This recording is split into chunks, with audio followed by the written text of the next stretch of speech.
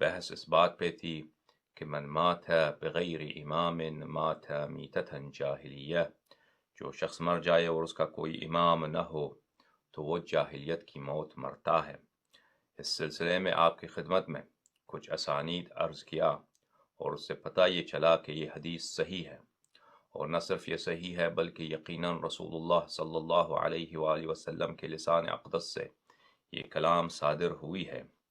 ویسے تو جماعت عمریہ کہتے ہیں کہ رسول اللہ صلی اللہ علیہ وآلہ وسلم غلطی سے بھی کچھ بول سکتے ہیں، کچھ باتیں ان سے صادر ہو سکتی ہیں غلطی میں، کچھ باتیں صادر ان سے ہو سکتی ہیں فراموشی اور بھول پن کے حالت میں، اور ان سے سہو بھی ہو سکتا ہے۔ لیکن ایک بات وہ مانتے ہیں کہ جب وہ تبلیغ کر رہے ہوں تو اس حالت میں وہ غفلت سے، فراموشی سے اور سہو سے بات نہیں کرتے، یعنی حد اقل تبلیغ کے مقام پر بھی، تبلیغ کے حیثیت سے، تبلیغ کے مقام پر تبلیغ کرتے ہوئے، احکام دین پہنچاتے ہوئے وہ خطا نہیں کرتے۔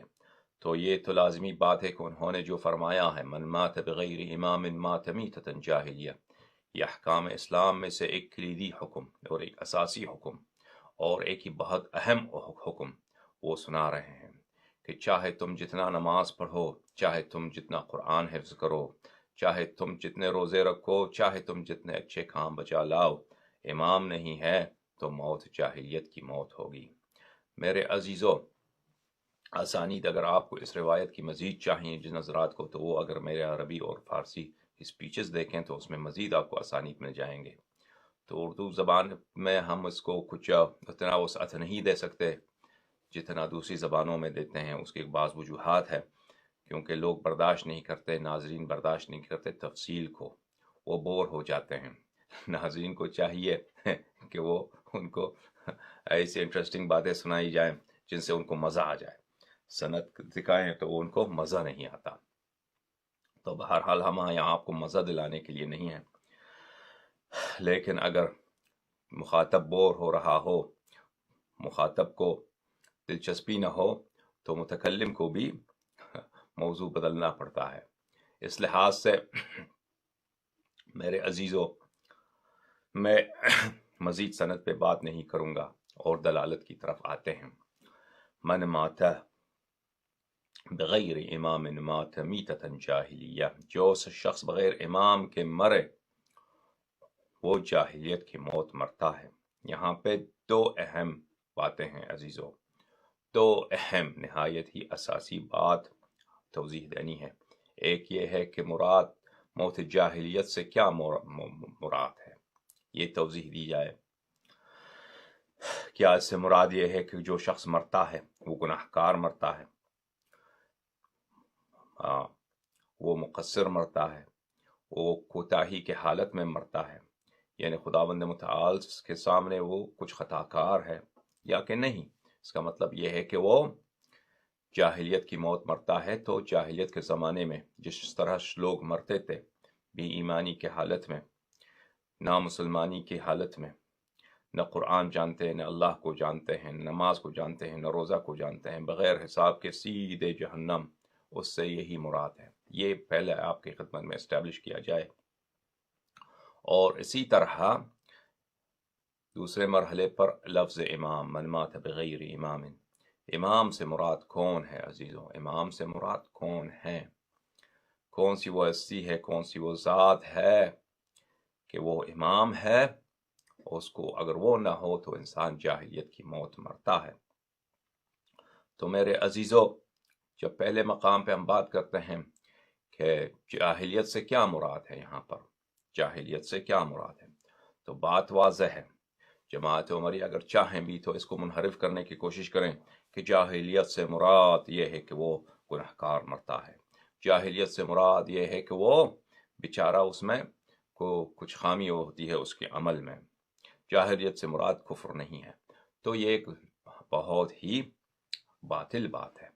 میں نے اپنے عربی زبان کی اسپیچز میں اور فارسی زبان کی اسپیچز میں اور شاید انگلش میں بھی اس بات کو میں نے تو اس کی توضیح دی ہے۔ اس کو زیادہ یہاں پہ میں اس کو وسعت نہیں دیتا، لیکن ایک بات اتنا کہتا ہوں کہ دیکھیے لفظ جاہلیت ہر مسلمان کو تقریباً پتہ ہے کہ جاہلیت جب کہا جاتا ہے تو وہ اسلام کے مقابلے میں ہوتا ہے. اسلام کے سے پہلے وہ زمانہ جب عرب کے لوگ نہ خدا کو جانتے تھے، نبی پاک صلی اللہ علیہ وآلہ وسلم کو جانتے تھے، نہ نماز جانتے تھے، کچھ بھی نہیں جانتے. وہ بت پرست تھے، وہ توحید کو نہیں جانتے، وہ بتوں کی پوجا کرتے تھے یا ستاروں کی پوجا کرتے تھے، اور خدائے وحدہ لا شریک کے وہ منکر تھے، اور نہ وہ رسول پاک صلی اللہ علیہ وآلہ وسلم کو جانتے تھے. تو اس جاہلیت سے مراد وہ حالت، یہ بے ایمانی کی حالت، نامسلمانی کی حالت، یہ تقریباً واضح ہے اس معنی. تو پہلی بات یہ ہے کہ ہمارے پاس ظہور لفظ ہے، لفظ کا ظہور، لفظ کی دلالت. جیسے میں کہتا ہوں میں گھر گیا، میں اپنے گھر گیا. گھر کا کیا مطلب ہوتا ہے؟ جہاں میری رہائش ہے، اگر اپارٹمنٹ ہے، ہاؤس ہے، جہاں بھی میری رہائش ہے، میں گھر گیا. آپ کیا سمجھیں گے؟ میں گھر گیا، لازمی بات ہے. اب کوئی کہے کہ گھر سے مراد اس کا آفس ہے، یہ تو کہیں گے کہ گھر سے مراد آفس نہیں ہوتا، گھر سے مراد گھر ہی ہوتا ہے. تو اسی طرح لفظ جاہلیت کی دلالت ہے ایک معنی پر، اس معنی سے ہم ہٹ کے کسی اور معنی کی تعویل کریں تو اس کے لیے قرینے کی ضرورت ہوتی ہے، اس کے لیے دلیل کی ضرورت ہوتی ہے، اور یہاں پہ کوئی دلیل نہیں ہے. یہاں پہ جماعت مخالفین کے پاس کوئی دلیل نہیں ہے. کیونکہ رسول پاک صلی اللہ علیہ وآلہ وسلم کا کلام واضح ہے، من مات بغیر امام مات میتۃ جاہلیہ. نہایت ہی سخت عقوبت، نہایت ہی سخت ایک عاقبت، نہایت ہی ایک شدید غضب الہی سے بچنے کا طریقہ وہ بتاتے ہیں کہ اپنے امام کو پہچان لو، اپنی امام کو پہچان لو. نہیں پہچانے امام کو تو تم جاہلیت کی موت مرو گے. اور یہاں پہ انہوں نے کوئی قرینہ ایسا معین نہیں کیا کہ اس لفظ جاہلیت سے کچھ اور گناہ کاری کی حالت ہو، یا مثلا خطا کاری کی حالت ہو، سہو کی حالت ہو. بہرحال گناہ کار جو بندہ ہوتا ہے، خطا کار ہوتا ہے، جو شخص ساہی ہوتا ہے، سہو کرتا ہے، تو وہ کفر کے مقابلے میں اس کا جرم، اس کی گناہ، اس کی عقوبت و عذاب بہت کم ہوتا ہے. یہ تو واضح بات ہے. لیکن رسول پاک صلی اللہ علیہ وآلہ وسلم کے کلام پاک میں یہاں پر کوئی ایسا قرینہ نہیں ہے، بلکہ بالعکس ہمارے پاس قرائن بہت زیادہ ہیں، قرائن متصلہ، قرائن منفصلہ، کہ رسول اللہ صلی اللہ علیہ وآلہ وسلم نے جو فرمایا ہے کہ من مات بغیر امام مات میتۃ جاہلیہ. اس لفظ جاہلیت سے مراد کیا ہے میرے عزیزو؟ اس لفظ جاہلیت سے مراد وہی ہے جو ہم مسلمان جانتے ہیں کہ اسلام سے پہلے جاہلیت کا زمانہ تھا، یعنی کفر و الحاد کا زمانہ تھا. وہ کون سے قرائن ہیں عزیزو؟ پہلا قرینہ متصلہ، اسی روایات جو ہم نے آپ کو دکھایا انہی میں آیا ہے ومن خلع من طاعة ومن خرج من طاعة قدر شبر، ومن خرج من طاعة قدر شبر خلع ربقة الاسلام من عنقه. جو شخص طاعت امام سے ایک شبر، ایک بالش کے برابر، کچھ انچوں کے برابر، کچھ ایک ہاتھ کے برابر، بالش بولتے ہیں یہاں سے یہاں تک کو، اس کے برابر نکل جائے تو اس نے اسلام کی رسی کو اپنے گردن سے باہر پھینک دیا ہے. تو وہ اسلام کے رسی کو اپنے گردن سے جو باہر پھینکتا ہے، یعنی مسلمانی کا لبادہ، اسلام کا لباس اپنے بدن سے اتارتا ہے، تو وہ کفر ہی تو رہ جاتا ہے. اگلا قرینہ ہم آپ کو بتاتے ہیں. رسول اللہ صلی اللہ علیہ وآلہ وسلم نے فرمایا کہ ستفترق امتی الى 73 فرقہ كلهم في النار الا فرقہ. میری امت 73 فرقوں میں بٹے گی، 73 فرقوں میں بٹے گی، اور سب فرقے اہل جہنم، اہل عذاب الہی، خالدین فی النار، الا ایک فرقہ جو اہل نجات ہے. تو اس سے بھی پتہ چلا کہ امت میں ایسے لوگ بہت سارے ہوں گے جو سیدھا ابو لہب و ابو جہل کی طرح جہنم جائیں گے. تو میرے عزیزو، رسول اللہ صلی اللہ علیہ وآلہ وسلم، ہمارے پاس قرائن متصلہ، قرائن منفصلہ موجود ہیں. دلالت لفظ موجود ہے کہ جاہلیت سے مراد وہی ہے جو بتایا گیا ہے.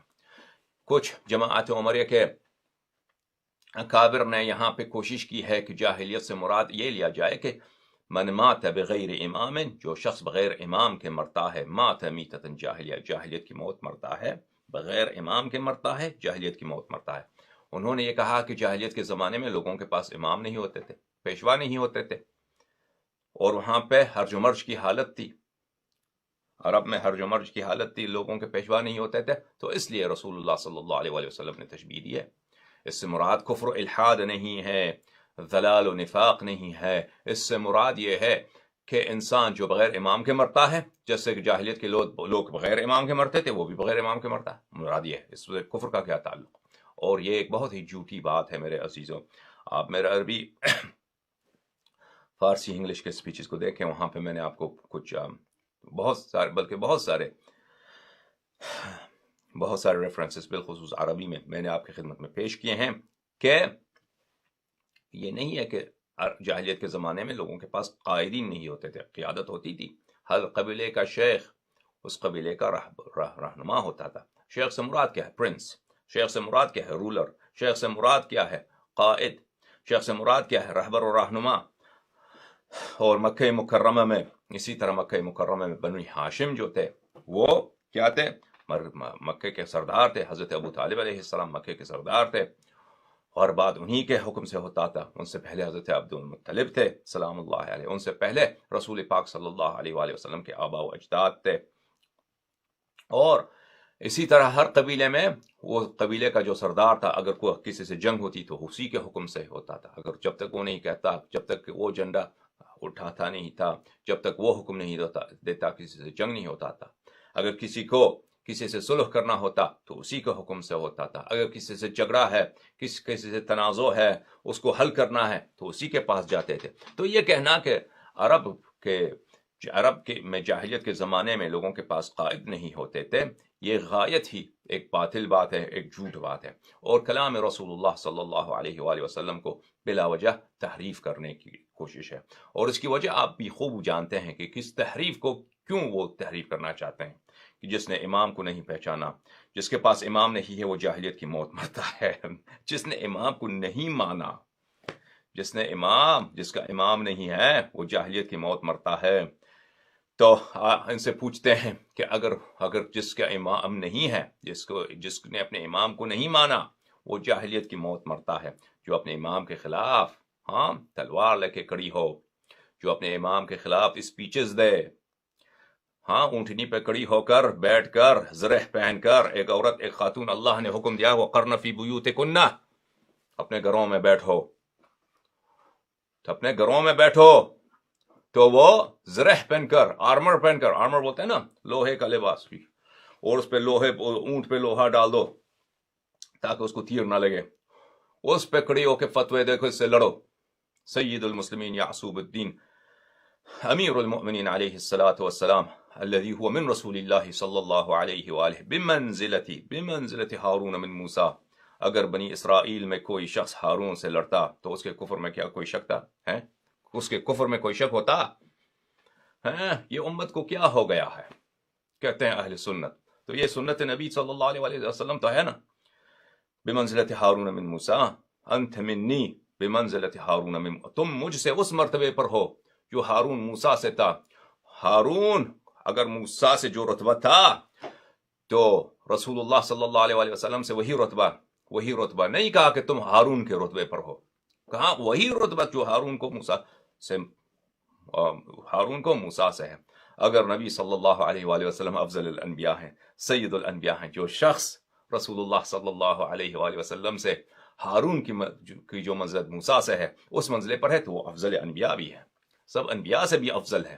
اور یہ بات ہم انشاءاللہ تبارک و تعالیٰ کبھی خدمت میں، آپ کی خدمت میں، ایک تو سمندر ہے حدیث منزلت، ایک بے کراں سمندر ہے جو ایک لا ساحل سمندر ہے فضائل سید المسلمین یعصوب الدین قائد الغر المحجلین امیر المؤمنین علیہ الصلاۃ والسلام، کہ اگر ہم وہ بتائیں آپ کو خدمت میں 50 اسپیچ بھی دیں تو وہ کم ہے اس بات کے لیے کہ یہ کتنے فضائل ہیں اس میں امیر المؤمنین علیہ الصلاۃ والسلام کے۔ تو اگر کوئی شخص اپنے امام کو مانتا نہیں، جاہلیت کی موت مرتا ہے، تو وہ اگر اس سے لڑے تو کیا ہوتا ہے؟ تو میرے عزیزو، تو مجبورین کے ہمیں پتہ ہے، جنہوں نے ائمہ طاہرین علیہم الصلاۃ والسلام کو چھوڑ کر کچھ باغیوں، کچھ جھوٹوں، کچھ گناہکاروں ان کی اتباع کرنے کی کوشش کی اور کہا کہ یہ ہمارے امام ہیں، تو ان کو ہر جگہ پر مخالفت کلام رسول صلی اللہ علیہ وآلہ وسلم کرنا پڑتا ہے. کہیں گے اپنے آپ کو اہل سنت، اور ہر جگہ سنت کی تحریف، ہر جگہ سنت کی غلط بیانی، اور ہر جگہ جہاں پہ ان کے تعصب سے سنت کی ٹکراؤ ہو تو سنت کو جٹلانا، اور اگر جٹلا نہیں سکیں تو اس کی تحریف کریں، اور وہ بھی بے شرمی کے ساتھ. نہایت کہ بھائی جاہلیت سے مراد یہ ہے کہ جاہلیت کے زمانے میں لوگوں کے پاس امام نہیں تھے، تو اب بھی نہیں ہے. ہاں، جاہلیت سے مراد وہ نہیں ہے. جاہلیت میں لوگوں کے پاس قائدین ہوتے تھے، رہنما ہوتے تھے، لیڈر ہوتے تھے، اور یہ کہنا نہایت ہی غلط بات ہے. میرے عزیزو، جاہلیت کا مطلب معلوم ہے، اس سے زیادہ میں اس بات کو نہیں پھیلا سکتا. اگر جماعت عمریہ میں کوئی مرد ہے کہ وہ آ کر کہے کہ میری بیان میں یہاں پہ کوئی غلط بیانی ہے، یہاں پہ میں نے جاہلیت کا غلط مانا دیا ہے، تو اس وقت ہم مزید تفصیل دیں گے. وہ مناظرہ کرنا چاہے اگر کوئی مرد میں ہے تو ان سے استدلال کریں گے، بات کریں گے. وَإِلَّا جتنا بیان ہم نے دی ہے اس میں کفایت ہے. اب آتے ہیں لفظ امام کی طرف میرے عزیزوں، کہ لفظ امام من مات بغیر امام مات میتۃ جاہلیہ، جو شخص بغیر امام کے مرتا ہے وہ جاہلیت کی موت مرتا ہے. تو لفظ امام سے کیا مراد ہے؟ اگر کوئی کہے کہ اس سے مراد رسول اللہ صلی اللہ علیہ وآلہ وسلم ہے، یا اس سے مراد عقل ہے، اس سے مراد قرآن کریم ہے، اس سے مراد علماء ہے، امت ہیں، اس سے مراد کیا ہے؟ اس سے مراد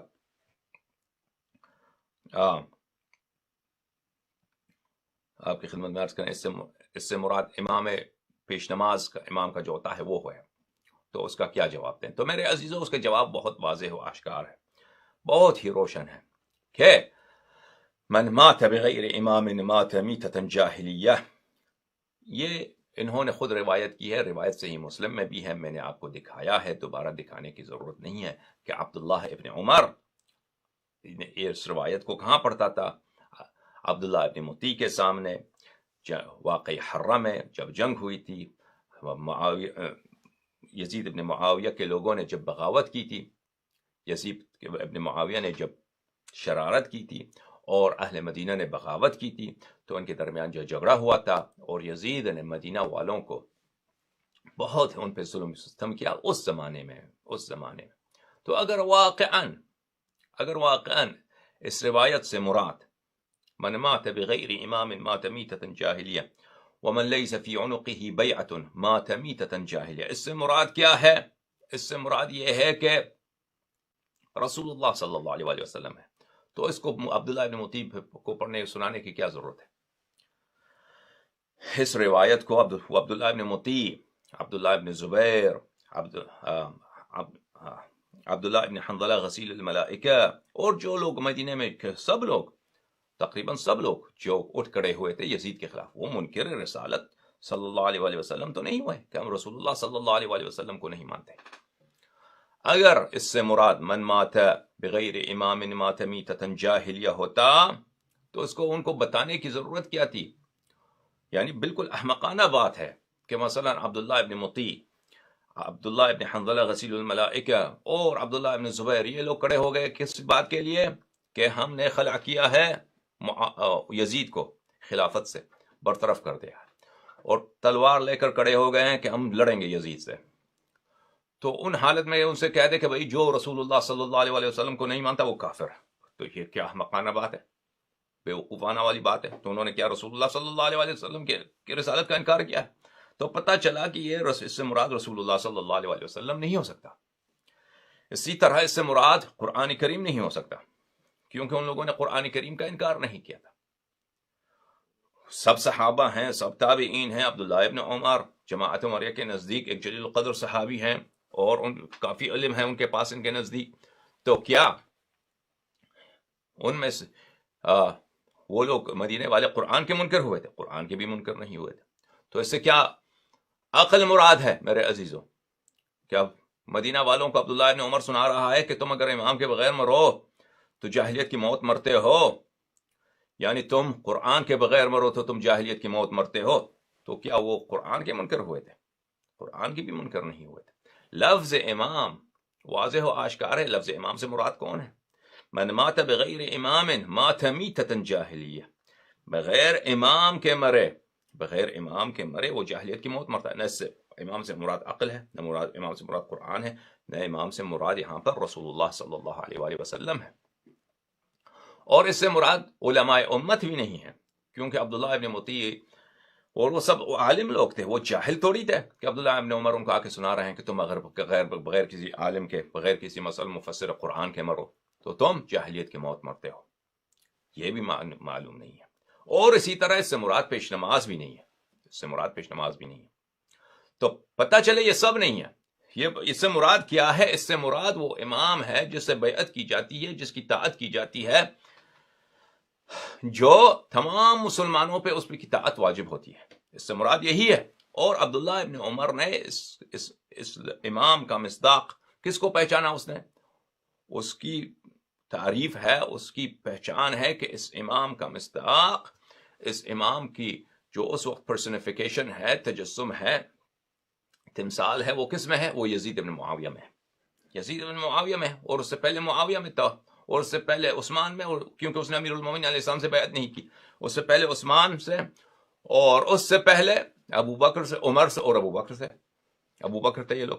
اس واضح و آشکار ہے. جو یعنی حاکم وقت ہوتا ہے اسی کے سوائے امیر المومنین علیہ السلام عبداللہ ابن عمر. اگر بقیہ جماعت عمریہ سے کہہ دیں ان کے نزدیک، تو امیر المومنین علیہ السلام بھی وہی خلیفہ، وہی امام ہے. تو اس سے مراد حاکم وقت، حاکم اعلیٰ، حاکم وقت، خلیفہ وقت ہے. تو اصل بات یہ ہے، باقی جو احتمالات ہیں ان کو جھٹلانا، ان کی خطا ثابت کرنا، ان کا بتلان دکھانا، وہ کافی واضح و آشکار ہے، وہ کافی روشن ہے. سمجھ میں آ رہی ہے آپ کو؟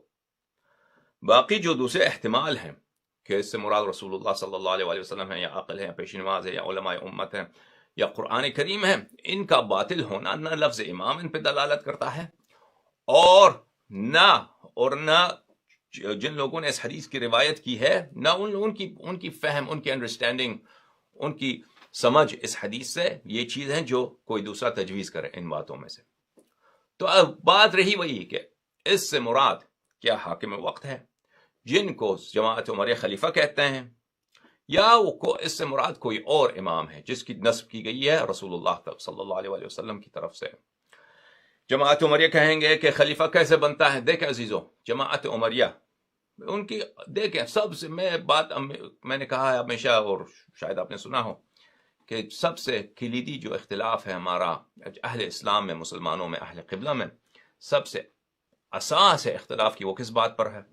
وہ امامت کے مسئلے پر، وصایت خلافت کے مسئلے پر، کہ رسول اللہ صلی اللہ علیہ وآلہ وسلم کے جانشین کون ہے، جانشین کون ہے. اور باقی جو اختلافات ہیں، مثلا صفات پروردگار عالم میں اختلاف ہے، قرآن کریم میں اختلاف ہے، قرآن کریم کی تفسیر میں اختلاف ہے، حدیث، سنت، نماز، اذان، روزہ، سب فروع اور اصول دین میں اختلاف ہے. اس کا اساس، اس کا جو جڑ ہے، وہ یہی مسئلہ امامت و خلافت ہے. سمجھ میں آ رہی ہے آپ کو؟ اور جماعت عمریہ اس معاملے پہ اگر دیکھیں، باقی باتوں کو چھوڑ دیں، جماعت عمریہ کا جو کانسیپٹ ہے، جماعت عمریہ، جماعت اہل ثقیفہ کا جو خلافت کا اور وصایت جانشینی رسول اللہ صلی اللہ علیہ وسلم کی، ان کے پاس جو امامت کا جو نظریہ ہے، باقی باتوں کو چھوڑ دیں، صرف اسی کی آپ تصور کریں تو اس کا بتلان، اس کا جھوٹا ہونا، اس کا کذب ہونا، اور اس کا احمقانہ ہونا، یہ وہ روشن ہو جاتا ہے. یعنی اس بات کی ضرورت ہی نہیں کہ شیعہ آ کے حدیث غدیر سنائیں، آئے ولایت سنائیں، آئے تطہیر سنائیں، حدیث خلافت سنائیں، حدیث منزلت سنائیں، الخلفاء من بعد 12 سنائیں، حدیث ثقلین سنائیں. اس کی نوبت ہی نہیں آتی. یعنی اس کو آپ اسی کو دیکھیں کہ اس کی شکل و صورت کیا ہے اس چیز کی، اس کی شکل و صورت ہے ایک جوکر کی. یعنی ان کا جو نظریہ خلافت ہے، اس کا آپ تصور کریں، اس کو جیسے یہ خود کہتے ہیں کہ ان کے نظریہ امامت خلافت کیا ہے. ان کے نظریہ خلافت امامت یہ کہ رسول اللہ صلی اللہ علیہ وسلم کو پتا تھا کہ وہ دنیا سے جانے والے ہیں، دنیا سے جانے والے ہیں. ان کو یہ پتا تھا، انہوں نے لوگوں کو بتایا تھا کہ میں جا کے مرنے والا ہوں. انہوں نے یہ بھی بتایا تھا کہ میری امت میرے بعد 73 فرقوں میں تقسیم ہوگی اور سب جہنم میں جائیں گے الا ایک فرقہ. اور یہ لازمی بات ہے کہ سب سے اساسی مسئلہ جو ہے اختلافات میں سب سے کلیدی کیا ہے؟ وہ امامت ہی کا مسئلہ تو ہے نا. یہ بھی ان کو پتہ تھا کیونکہ وہ حکیم ہے, خداوند متعال حکیم ہے. چھوڑیے رسول اللہ صلی اللہ علیہ وسلم کو, خدا کو تو پتہ ہے نا. خدا کو پتہ ہے کہ حبیب کب مرنے والے ہیں صلی اللہ علیہ وسلم, اور خدا کو یہ بھی پتہ ہے کہ اس امت کے کئی فرقے بنیں گے اور وہ سب جہنمی ہوں گے الا ایک فرقہ کے. اور خداوند متعال کو یہ بھی پتہ ہے کہ ان کا سب سے اساسی مسئلہ جو ہے خلافت و امامت ہوگی. اس کے باوجود اس کے رسول اللہ صلی اللہ علیہ وسلم ان سب بات, اور یہ بھی رسول اللہ صلی اللہ علیہ وسلم سنا کے جا رہے ہیں کہ تم میری بات تم یہود و نصارہ کی اتباع کرو گے. وہ یہود و نصارہ جنہوں نے اپنے دین کو چینج کیا, کیسے کیسے انہوں نے کام کیے, انبیاء کو اذیت دی, انبیاء کے قتل کیا, اوصیاء کے قتل کیا, وہی کام کرو گے. اچھا, اس کے باوجود دو کام نہیں کیا. ایک کام کیا خدا نے اور رسول صلی اللہ علیہ وسلم نے, ایک کام کیا, دو کام نہیں کیا. وہ کام جو کیا تھا, وہ کام یہ تھا کہ اعلان کیا کہ دین کامل ہے, اکملت لکم دینکم, دین کامل ہے. اچھا دین کامل ہے, ٹھیک ہے, دین کامل. جو دو کام نہیں کیا وہ کیا تھے؟ نہ کسی کو جانشی بنایا, اپنا خلیفہ بنایا, اور نہ کوئی فارمولا دیا کہ میرے بعد جانشینی کے مسئلے, امامت کے مسئلے پہ تم کیا کرو. کیا تم انتخابات کرو, کیا تم مثلا تلوار کے زور سے جو امام بنے, خلیفہ بنے وہ, اور یا جو کوئی باپ اپنے بیٹے کو خلیفہ بنا کر چلا جائے وہ خلیفہ بنتا ہے. کچھ بھی نہیں, وہ بس چلے گئے, دین بھی کامل. اور سب سے اساسی بات, کلیدی بات, یعنی اس بات کو آپ دیکھیں, یہ اس بات کی نسبت دینا خداوند متعال سے, یہ خداوند متعال کی توہین ہے. اس احمقانہ بات کو رسول اللہ صلی اللہ علیہ وسلم سے نسبت دینا کہ سب سے جو اساسی بات تھی, رسول اللہ صلی اللہ علیہ وسلم کی وفات ہو گئی, شہادت ہو گئی, تو ابو بکر عمر جنازے میں شریک نہیں ہوئے. کیوں؟ کہتے ہیں وہ ایک اہم بات تھی کہ امت کو نہیں چھوڑ سکتے بغیر سرپرست کے. خلافت کا مسئلہ بہت اہم ہے. اچھا خلافت وہ اتنا اہم ہے کہ تم نے رسول اللہ صلی اللہ علیہ وسلم کے جنازے میں شرکت نہیں کی, تدفین میں شرکت نہیں کیا تم نے, کیونکہ خلافت کا مسئلہ اہم ہے. اگر خلافت کا مسئلہ اتنا ہی اہم ہے تو خدا نے کیوں چھوڑ دیا پھر؟ وہ فارمولا بھی نہیں بتایا نا, کم از کم خود تعین نہیں کرتے, فارمولا تو بتاتے. فارمولا بتاتے کہ بھئی اس فارمولے کے تحت تم اپنا خلیفہ بناؤ, یا جو خلیفہ بنتا ہے اس طریقے سے وہ خلیفہ بنے. اب کوئی کہے کہ انہوں نے تجویز دی تھی کہ ابو بکر مثلا اشارے کیے تھے, جو نص خفی بولتا ہے نا ابن تیمیہ, نص خفی. اگر واقعا رسول اللہ صلی اللہ علیہ وسلم نے, چلے مان لیا نص خفی تھا, اس نے ابو بکر کے بعد لوگ کیا کرتے ہیں؟ وہ ابو بکر تو 18 مہینے زندہ رہا ہے, اس کے بعد کیوں فارمولا نہیں بنا؟ اس کے بعد امت سر پہ کیا خاک مرتا؟ پہلی بات تو یہ ہے. اگر نص خفی تھا ابو بکر پر تو عمر نے کیوں کہا انما بیعت ابی بکر كانت فلتہ فمن عاد الى مثلها فاقتلوه. بیعت ابو بکر فلتہ تھا. فلتہ کا لفظی معنی یہ خطا. بیعت ابو بکر ایک خطا تھا, ایک غلطی سے ہوئی ہے. ابو بکر ایک خطا, چلو وہ کہتے ہیں کہ نہیں خطا نہیں ہے, وہ 1000 دلیل لائیں گے, ہمارے پاس دلیل ہے کہ اس کا لفظ معنی خطا ہے, لیکن ہم مان لیا خطا نہیں ہے. کم از کم اتنا تو کہتے ہو کہ یہ ایک اچانک والی بات, بغیر سوچے سمجھے والی بات تھی, پلاننگ کے بغیر سوچے سمجھے والی بات تھی. یہ تو بخاری میں بھی ہے, مسلم میں بھی ہے کہ یہ ایک اچانک بات تھی, ان ایکسپیکٹڈ. ابو بکر سے بیعت ہو گئی. اگر واقعاً رسول اللہ صلی اللہ علیہ وسلم کے پاس وہ بہت عزیز تھا, تجویز دیا تھا, تو کیوں عمر نے کہا کہ یہ فلتہ ہے؟ عزیزوں میں بہت دور چلا گیا. جماعت عمریہ کے نظریے خلافت احمقانہ ہے, اور یہ اس کا تصور کرنا ہی اس کے بطلان کو ثابت کرتا ہے, کیونکہ وہ کہتے ہیں خلیفت 3 طریقوں سے بنتا ہے. یا تو شورا کے ذریعے, بیعت کے ذریعے, ایک شخص بھی بیعت کرے تو خلیفہ بنتا ہے, یا کم از کم اہل حل و عقد بیعت کریں. دوسرا یہ ہے کہ کوئی اپنے بیٹے کو یا پہلا خلیفہ کی اپنے بھائی کو, اپنے دوست کو, کسی کو بھی, اپنے بھتیجے کو خلیفہ بنا کر جائے, وہ خلیفہ بنتا ہے. اور تیسرا یہ کہ تلوار کے ذریعے سے, تلوار کے جو زور کے ذریعے سے, وہ چاہے فاسق ہی کیوں نہ ہو, تلوار کے ذریعے سے امت پہ اگر غالب ہو جائے وہ تو خلیفہ بنتا ہے. تو اس بات کو دیکھیے کہ اور یہ 3 طریقے کہ ان میں سے کسی نے ایک نے بھی رسول اللہ صلی اللہ علیہ وسلم نے بتا کے نہیں گیا ہے, خود بنایا ہے انہوں نے. کیونکہ ان کے خلفاء جو بنتے گئے ہیں اسی 3 طریقوں سے بنے ہیں. یا کسی نے ان سے بیعت کی ہے, ایک آدمی نے بیعت کیا, 2 آدمی, چلو کہتے ہیں دوسرے جو نے اختلاف کیے وہ ان کے اختلاف کی کوئی اہم ویلیو نہیں ہے, سب کی بیعت کی ضرورت نہیں ہوتی. دوسرا یہ ہے کہ بھائی کوئی اپنے بات وسیع بنا کر چلا جائے, خلیفہ بنا کر جائے, جیسے ابوبکر نے عمر کو بنایا. یا تیسرا یہ ہے کہ تلوار کے زور سے جو مثلا بنی عباس آ گئے, بنی امیہ کو انہوں نے ساقط کر دیا, تلوار کے زور سے خلیفہ بن گئے, ختم بات. یا عبد الملک ابن مروان نے عبداللہ ابن زبیر کو قتل کرایا, مکے کو تباہ کیا, کعبے کو جلایا, خلیفہ بن گیا زور سے. تو یہ اور اس کی نسبت دینا ایک ایسا نظریہ, اسلام دین کامل ہے اور اتنا اساسی مسئلہ, اس تینوں مسئلے پہ ایک پہ بھی نہ حدیث نہ آیت نہ روایت, کچھ بھی نہیں, اپنے آپ سے بنانا. تو اس کا تصور کرنا ان کے تم لوگوں نے خود بنایا, کیسے ہو سکتا ہے کہ اسلام دین کامل ہو اور اللہ کی جانب سے اس مسئلے پہ کوئی حکم نہ ہو؟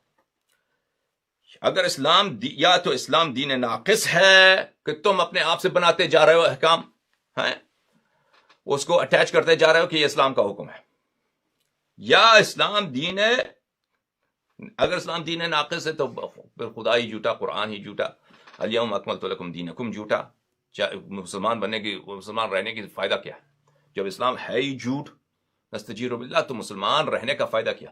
اگر نہیں, اسلام صحیح ہے, اسلام کامل ہے, قرآن سچا ہے, اسلام دین خدا ہے, خدا نے جھوٹ نہیں بولا, رسول اللہ صلی اللہ علیہ وسلم نے خطا نہیں فرمایا, تو اس کا نتیجہ,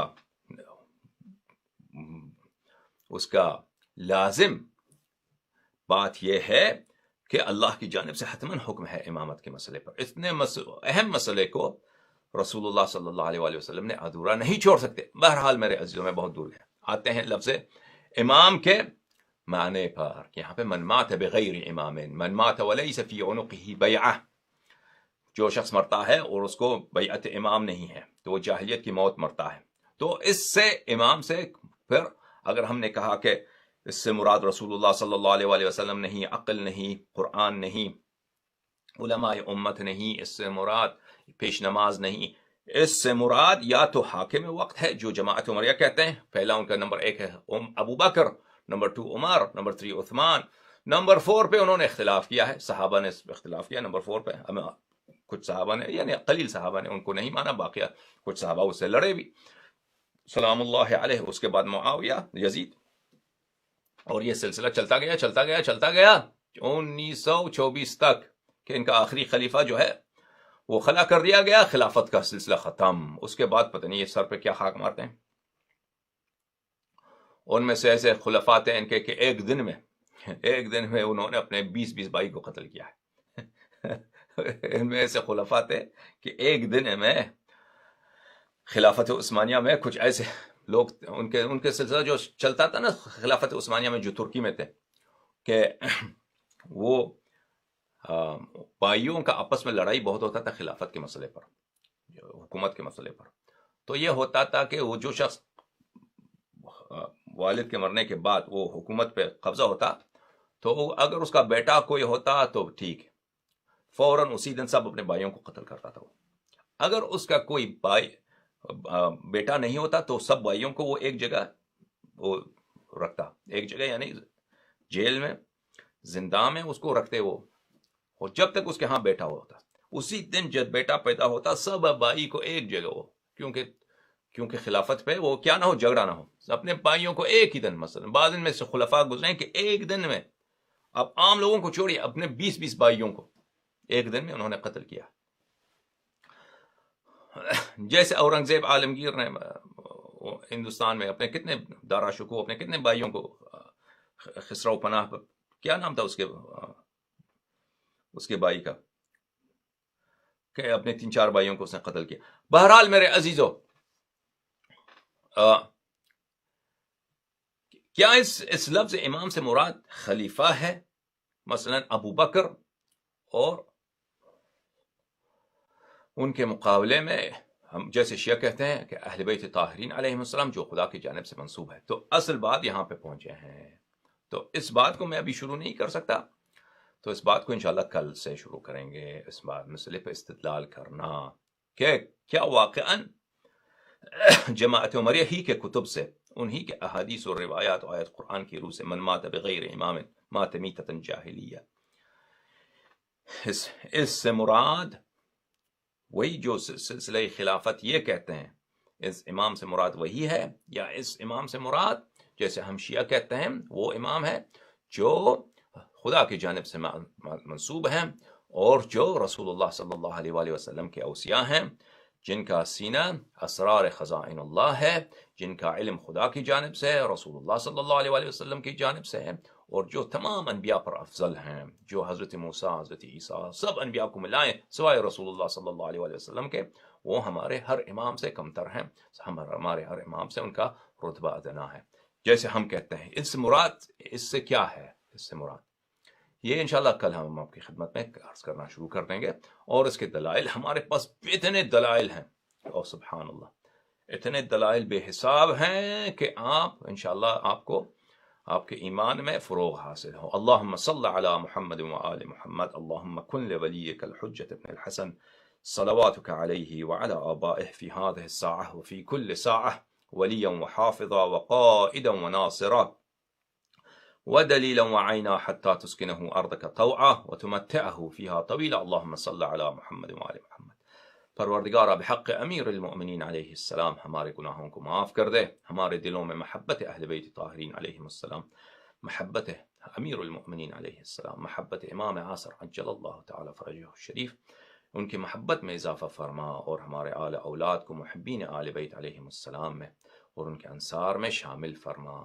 اہل بیت علیہ السلام پہ جنہوں نے ظلم کیا ہے، اے میرے اللہ ان کو دنیا میں بدنام فرما، ان کا کریہ قبیح، ان کا بد شکل چہرہ اہل عالم کو دکھا دے، اور آخرت میں ان کو بدترین عذاب کے ساتھ لعنت فرما، اور بدترین عذاب میں ابد الآباد تک مبتلا فرما۔ اللہم صل علی محمد وآل محمد یا علی مدد۔